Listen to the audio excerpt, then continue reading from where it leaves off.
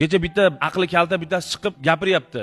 Uni hamma yo'da ommalashib ketib qoldi. Ko'rdinglarmi? Erga tekkandan keyin tug' desa tug'mayman deylar deb xotinlar gap o'rgatyapti ana. Eringiz bitta ish aytsa qilmayman deylar deydi. Ana o'shanda sizlar koroleva bo'lasizlarmish. Nazardan qolsa Xudoni nazardan qoladi-ku. Mana shu ijtimoiy tarmoqdagi ba'zi bir qo'shtirnoq ichidagi aqllilar bor-ku, xotinlarni izdan chiqarib yuboryapti. Ijtimoiy tarmoqdagi hayot emas u. Men har doim misol keltiraman-da, men o'zimizga yaqinlarimizni ayollardan ham shunaqa muammolar kelib chiqib qoldi.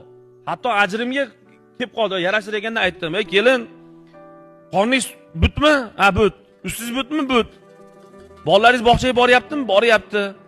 Qozoningizda har kun ovqat qaynayaptimi? Qaynayapti. Allohga shukr qiling." Bu kimgadir orzu bu ishlar.